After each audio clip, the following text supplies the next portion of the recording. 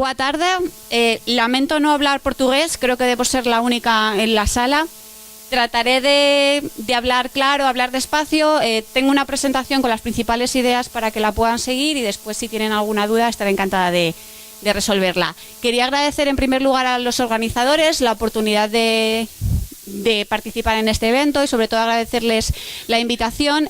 Yo, como bien han dicho anteriormente, voy a hablar del caso español, pero cuando estaba escuchando a los compañeros anteriores me daba cuenta de que muchas de las cosas que aquí se decían a mí me eran muy familiares. Yo soy de Salamanca, de Castilla y León, prácticamente, digamos, somos vecinos al otro lado de la frontera, y el medio rural, yo según venía de viaje, me sonaba bastante. Veía carteles de iniciativa comunitaria líder, digo, esto también se hace en mi zona, y cuando el compañero Gonzalo comentaba un poco algunas de las cosas que él sentía en su pueblo, pues a mí me recordaba lo que yo sentía en el mío. Por tanto, creo que, aunque pueda haber elementos diferenciadores y aunque el sistema educativo español y portugués no son exactamente iguales, sí que es cierto que son bastante parecidos, aunque los ciclos puedan variar un poco. Yo haré alguna aclaración en algún momento y, sobre todo, bueno, mi idea es tratar de transmitir aquello que yo he visto cuando he ido como investigadora a las distintas escuelas. Yo, además de dedicarme a la investigación, soy profesora de la universidad y doy clase a futuros maestros. Entonces yo incido mucho, me dicen, eres muy pesada con la escuela rural. Digo, sí, lo soy, es cierto. ¿Por qué? Porque en la formación universitaria apenas se habla de la escuela en el medio rural. Y el primer destino de la mayoría de los maestros públicos son escuelas rurales. Entonces creo que es un poco contradictorio que no se expliquen las características de una pequeña escuela donde hay una enseñanza multinivel que es bastante diferente a la enseñanza de una escuela urbana donde tengo 25 o 30 alumnos por aula. Entonces, yo sí que trato de trabajar y barrer un poco para casa. El esquema de mi presentación es el que pueden ver aquí. En primer lugar, voy a comentar cuáles son los objetivos de lo que yo les voy a transmitir esta tarde. Voy a hacer una pequeña contextualización del medio rural español y sobre todo de las digamos, comarcas de interior, en concreto de Castilla y León. Voy a hablar un poco de las relaciones entre la escolarización y la economía, a la que ya se han hecho algunas referencias durante esta tarde, y voy a hablar un poco de las relaciones existentes entre los servicios sociales y el asentamiento de la población, que es algo de lo que también creo que es uno de los pilares fundamentales a abordar en el caso de la educación. Y por último, voy a plantear una serie de estrategias u orientaciones que considero que en España pueden ser útiles, algunas de ellas ya se están trabajando y a lo mejor, bueno, pues pueden ser algunas ideas para otras zonas. Lógicamente, decir que cada zona, cada territorio tiene sus propias características. Yo considero que no podemos copiar unas ideas y trasladarlas tal cual de unas zonas a otras, pero sí que es bueno conocer otras ideas, ver otras alternativas y a veces, no todo, pero a lo mejor sí una parte, ajustarlas a las características de nuestro territorio. Por tanto, los objetivos que yo pretendo es, en primer lugar, analizar un poco cuáles son las características de la educación en el medio rural y, en segundo lugar, ver cuáles son las necesidades más importantes y qué podemos hacer entre ellas. Cuando yo voy a congresos, tanto en mi país como fuera de él y relacionados con el medio rural, en algunos de ellos yo sí que veo, digamos, un aspecto como un tanto negativo y pesimista. El medio rural tiene problemas, tenemos mucha gente mayor. Sí, tenemos muchas cosas con las que trabajar, pero a mí me gusta más trabajar desde la perspectiva de reto. Tenemos un reto por delante y no tenemos un problema. El medio rural en sí mismo no es un problema, es una realidad con cosas que mejorar, pero el medio rural también tiene cosas que mejorar. Entonces, a mí esto de ciudadanos de primera y de segunda no me gusta demasiado, lo van a ver un poco en mi intervención.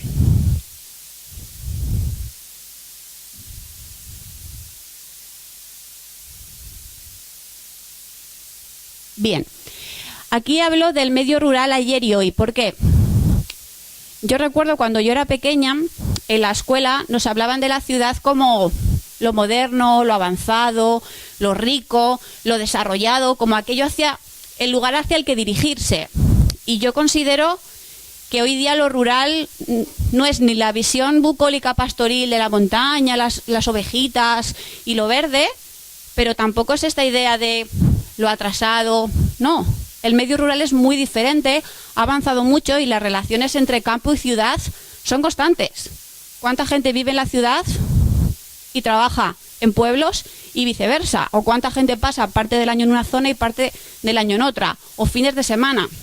Por tanto, yo creo que no son dos espacios tan claramente diferenciados y a veces es muy difícil poner el límite entre esto es urbano y esto es rural. Hay un continuo, un intermedio, porque claro, Mirandela, ¿qué es? ¿Rural o urbano? 15.000 habitantes, yo que soy de un pueblo de 300 me parecen muchos. Pero si lo comparamos con una gran ciudad de Estados Unidos, decimos, no, esto es casi una aldea.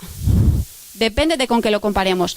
Pero hay una parte de alumnos que vienen a Mirandela que a lo mejor son de municipios muy pequeños. Entonces, por eso digo que las relaciones son muy intensas y es muy difícil separar. Por tanto, creo que tenemos que hablar de realidades más que de tópicos que a veces son un poco estereotipados. En el medio rural, a mí me gusta hablar de 3 agentes sociales importantes, 3 grupos. El primero, las personas mayores por su indudable importancia cuantitativa. Son muchos y los tenemos que tener en cuenta. En segundo lugar, a mí me interesan bastante las mujeres. ¿Por qué? Porque, sobre todo en áreas rurales, mi experiencia es que, a diferencia de lo que ocurre en las ciudades, la importancia y el peso que tienen en la educación de sus hijos sigue siendo notoriamente superior a la de los padres en el medio rural. Está cambiando, pero todavía son ellas las que deciden. Vete fuera a estudiar, vete fuera a trabajar. Entonces creo que es muy importante la visión que le transmiten a sus hijos.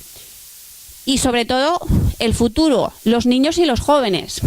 Si a un niño en la escuela le decimos lo que tienes que hacer es estudiar para salir de aquí, si ese es su objetivo y no valoramos nuestra zona, realmente es que le estamos invitando y le estamos marcando el camino desde que es pequeño. Si además ese niño, cuando va a la escuela, tiene un profesor que viene de la ciudad y le dice, si es que aquí no hay nada, aquí no se puede hacer nada, no tenemos teatros, no tenemos cines, pero tenemos otras muchas cosas que en la ciudad no hay. Entonces vamos a poner en valor la zona, vamos a trabajar con lo que tenemos y vamos también a tener en cuenta otras cosas que no tenemos. ¿Qué recursos hay y cuáles no? ¿Cuáles podemos conseguir y cuáles no?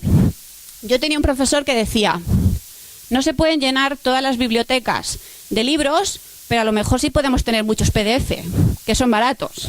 Entonces, bueno, hay que ver cómo utilizamos los recursos. Cuando yo hablo aquí de tipología de moradores, me refiero a conceptos como, por ejemplo, el de los neorurales o los retornados. Personas que estuvieron trabajando fuera, se jubilan y vuelven a su lugar de nacimiento. O nuevos moradores, personas que vuelven al municipio, incluso cuando nunca han vivido en él, porque buscan otra forma de vida, una alternativa diferente a la alternativa de las ciudades. Por tanto, esto es un poco más diferente. Bien, el tema de migraciones y emigraciones, los cambios constantes, los movimientos y desplazamientos del campo a la ciudad que mencionaba antes, y el tema de la heterogeneidad. Al menos en mi zona, yo veo que cada pueblo tiene su propia identidad, su propia cultura, sus propias costumbres, a veces terminologías específicas. Entonces, el medio rural no es un todo. Creo que tenemos que tener en cuenta la heterogeneidad de cada zona y las características de cada zona. No podemos meter a todos los municipios, a todas las provincias en el mismo saco, porque tienen elementos comunes, pero otros que no lo son. Y aquí tengo una definición, un comentario que dice: la definición de lo rural resulta cada vez más problemática por la diversidad de criterios que concurren en su formulación. Cuando tenemos una cuestión compleja, no le podemos dar una respuesta sencilla. Es decir, tenemos que tener en cuenta una serie de componentes y tenemos que ver cómo los vamos a articular. ¿Cuáles serían algunas de las características más importantes, por tanto, del medio rural de zonas de interior? Como se ha comentado aquí, bajas densidades de población, dinámica demográfica regresiva, pirámides de población invertidas, desequilibrio por sexo y edad. Al menos en la zona de donde yo provengo, el índice de masculinidad de muchos pueblos es muy fuerte, tremendo, lo cual genera problemas de nacimientos, fecundidad, etcétera. La falta de diversificación económica en algunos municipios, las desigualdades territoriales que mencionaba antes y la notable deficiencia en servicios y recursos. Cuando yo le pregunto a los alumnos ¿qué echáis de menos de una escuela en la ciudad?, me dicen ir más al teatro, ir a más sitios, estar con más niños, conocer a más gente, tener un ámbito social un poco más amplio. Y cuando les pregunto a los profesores qué diferencias fundamentales ves entre una escuela rural y una urbana, me dicen: el nivel de conflictividad en las escuelas rurales es menor. Las relaciones con los padres son mucho más fluidas, más intensas. El sentimiento comunitario es mucho más fuerte. Conozco al padre, a la madre, al abuelo, al hermano, todos han pasado por aquí. Entonces es un sentimiento de mayor cercanía. Aquí simplemente, hablando un poco de las características de la escuela en el medio rural, quería hablar del hecho de que la escuela es un producto urbano. ¿Por qué? La formación se da en las ciudades. Tradicionalmente la mayoría de los profesores venían de las ciudades. El lenguaje es típicamente urbano y todo eso a veces lo trasladamos al medio rural sin tener en cuenta sus características. Y esto hace a veces que haya diferencias. Yo recuerdo cuando era pequeña, se hablaba del medio rural y en el libro de texto se daba una visión medio rural igual a agricultores trabajando en el campo. ¿Esto ocurre en el medio rural? Sí, pero no solo eso.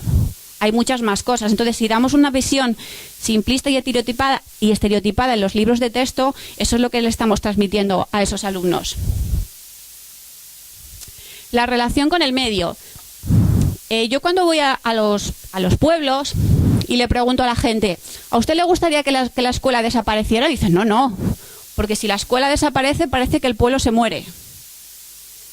Pero si le pregunto, si tuviera que elegir entre la escuela y el centro de salud, dice: hombre, es que aquí niños hay pocos, pero mayores hay muchos. Entonces, a veces, la escuela tiene un valor más simbólico que real en algunos municipios. Y con esto no le quiero quitar ninguna importancia a la escuela. Quiero decir que, lo comentaré después, creo que hay que tener un equilibrio importante entre la eficiencia y la necesidad en cada momento y en cada sitio, la atención a esas personas para que tengamos una igualdad de oportunidades lo más efectiva posible. Bueno, una curiosidad con respecto al AMPA. El AMPA es la Asociación de Madres y Padres que existe en cada centro educativo. Es curioso que en algunos CRA, los CRA son, digamos, el modelo organizativo más característico de la escuela rural en España. Son pequeñas unidades, pequeñas escuelas, que para mantenerse necesitan un mínimo de 4 alumnos, pero que administrativamente dependen del municipio más grande. Entonces hay un director que coordina a esos centros y hay profesores itinerantes especialistas que van por los distintos municipios de ese CRA. Pues en algunos CRAs todos los padres formaban parte del AMPA y en otros no había AMPA. O sea que el efecto contagio es como yo llego y como todos están me apunto, y en otros si no hay nadie que da ese primer paso, entonces me resultaba algo curioso. Y una de las cuestiones que los alumnos echaban más de menos eran actividades extraescolares, es decir, fuera del horario escolar, que yo tenga un deporte opcional, que yo tenga algo que hacer. Claro, el problema es que a veces si tengo que pagar un monitor que venga desde 60 kilómetros, eso encarece mucho la actividad para 4 o 5 alumnos. Entonces, esto es un elemento también a tener en cuenta. Los maestros rurales, como decía antes, la escuela rural no se tiene demasiado en cuenta la formación. Y en mi humilde experiencia, el maestro en una escuela rural es un elemento importantísimo. Tanto que cuando los padres y alumnos estaban muy satisfechos con el maestro, el nivel de satisfacción con la escuela rural era altísimo, y cuando no estaban satisfechos con el maestro, el nivel de satisfacción era bajísimo. Por tanto, al final, digamos que se pone demasiado peso, sobre todo en aulas multinivel, en el docente. Si el docente es bueno, que nos da 5 asignaturas de las 7 que tenemos, el nivel de satisfacción es muy alto. ¿Cuál es el problema? Que muchos de estos maestros están obligados, digamos, a ese destino. La mayoría quieren destinos urbanos y están deseando conseguir puntos para cambiar de escuela. El índice de provisionalidad es muy alto. Hay centros donde cada año cambian de docentes y eso lógicamente influye en la calidad de la educación. Cuando los docentes son de la zona, se nota mucho, porque hablan de la escuela en otros términos, porque quieren a la zona, quieren a los alumnos, digamos que invierten en proyectos a medio plazo. No, voy a estar un año, como me voy a ir, no me voy a molestar en cambiar mucho las cosas. Entonces, es otro elemento importante. Como curiosidad, en mi pueblo yo vivía al lado de las casas de los maestros, había 2. La del maestro y la de la maestra, y vivían en el pueblo y hacían vida social en el pueblo. Hoy prácticamente no ocurren en ningún municipio. Aquí hablo un poco de las relaciones entre los distintos agentes sociales, los voy a detallar un poco por cuestiones de tiempo. Y aquí sí que les traigo un poco un fragmento de un profesor de un instituto de enseñanza secundaria, donde dice que las relaciones son mejores y más fluidas, gracias, en el medio rural, pero sobre todo la mayor desventaja es un poco el acceso a los recursos. Un profesor me decía, si aquí tenemos una cantidad X de dinero que podemos destinar a actividades culturales, si tenemos que pagar un autobús que nos lleve a 100 kilómetros a un teatro, nos hemos gastado la parte asignada para todo el año. Los alumnos de la ciudad a veces pueden ir caminando en un autobús y con el mismo dinero pueden hacer 15 actividades. Entonces ahí sí que hay a veces diferencias significativas. La parte de escolarización y economía, muy rápidamente. Yo considero que la educación, al igual que la sanidad y los servicios sociales, no pueden ser entendidos estrictamente como una relación de coste-beneficio, por lo que comentaba antes, porque la igualdad de oportunidades la tenemos que hacer efectiva para todos. Y no puede ser que si vives en una determinada zona, tus servicios sean notoriamente peores de la persona que vive en otra zona. Pero la realidad es que a veces sí lo es. Entonces yo creo que las administraciones públicas tienen que trabajar de una manera coordinada para que estas diferencias no sean tan importantes. Aquí comentaba que muchas veces se ha justificado económicamente, por lo menos en España, las distintas leyes educativas han atendido siempre al criterio económico a la hora de plantear las distintas reformas. Cuando en los años 70, a mediados de los 70 y finales, se estableció un proceso que se llamó de concentraciones escolares, donde los padres protestaron mucho porque no querían que sus hijos se tuvieran que desplazar en autobús con unas carreteras que no son las que tenemos ahora y a veces con condiciones climatológicas adversas. No querían que sus hijos tan pequeños tuvieran que irse a otros municipios a seguir con sus estudios. Hoy día esto, digamos, que se entiende como algo normal. Cuando estás en determinadas zonas rurales, a veces te tienes que mover para acceder a según qué servicios. Ahora bien, creo que hay que buscar un equilibrio entre llevar todos los servicios fuera y un poco la parte económica. Creo que es muy importante cómo organicemos esas estructuras. Desconozco un poco cómo funciona esto en Portugal, pero en la zona donde yo soy, si tienes que ir al médico, tienes que ir a un municipio. A la escuela vas a otro. O el centro, digamos, escolar está en otro.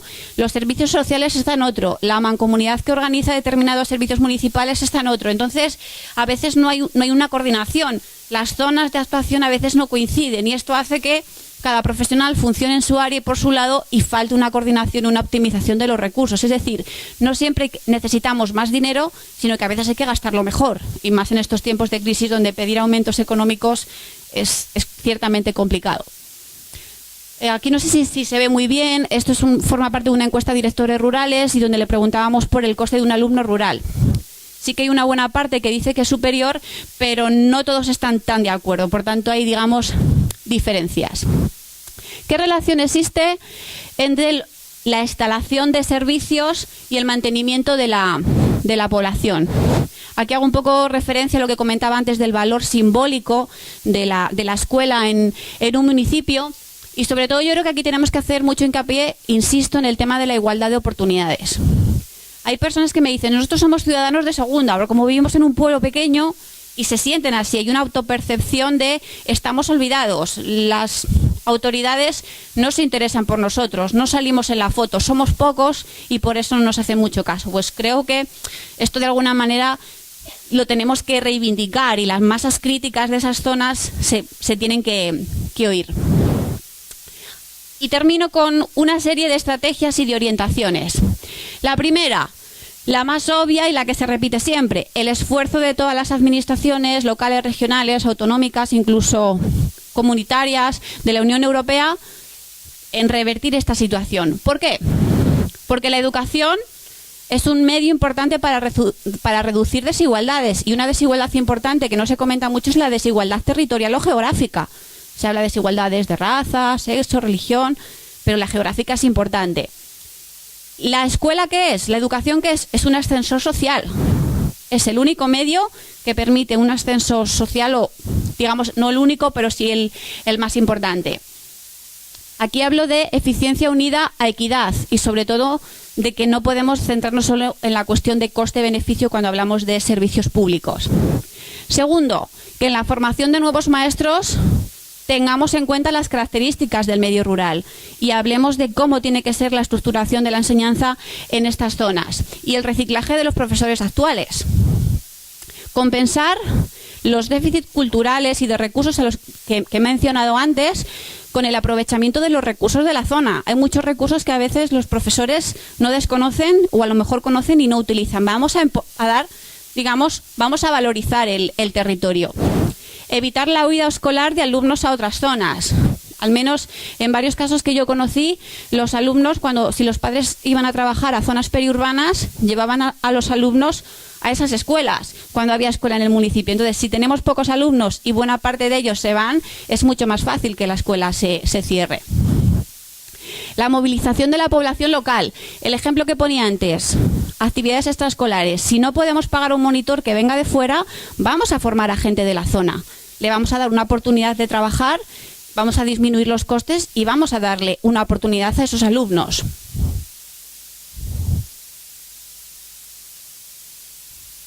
Perdón, creo que me he pasado de diapositiva. Como comentaba antes, la coordinación de todos los agentes sociales implicados en el territorio, trabajar juntos, tener ideas, hacer acciones integradas, no trabajar cada uno en nuestra pequeña parcela e ir poniendo parches. No, vamos a articular proyectos integrados de mayor envergadura. Utilizar las nuevas tecnologías como recurso para reducir el tradicional aislamiento. A lo mejor no me puedo ir a otra ciudad, pero es muy fácil con una conexión a Internet tener proyectos internacionales donde mis alumnos, por ejemplo, practiquen inglés. Ofrecer a los docentes del medio rural una escuela atractiva para desarrollar su trabajo, que no sea un castigo que te manden a una escuela rural, que tenga un aliciente, que todas las características de ese territorio sean adecuadas y que la gente disfrute de su trabajo en ese medio y no se quiera marchar cuanto antes. Y finalizo. Acciones coordinadas a nivel territorial, sobre todo para mantener la población, especialmente a la más joven, que no tengamos una fuga del principal capital humano, sobre todo del más formado. Y por último, no buscar recetas uniformes para todos los territorios. No coger esto que funciona aquí y sin más lo traslado aquí, sino atender las características y las necesidades de cada territorio, conocerlo y trabajar en él. Y no me extiendo más. Obrigado. Muchas gracias.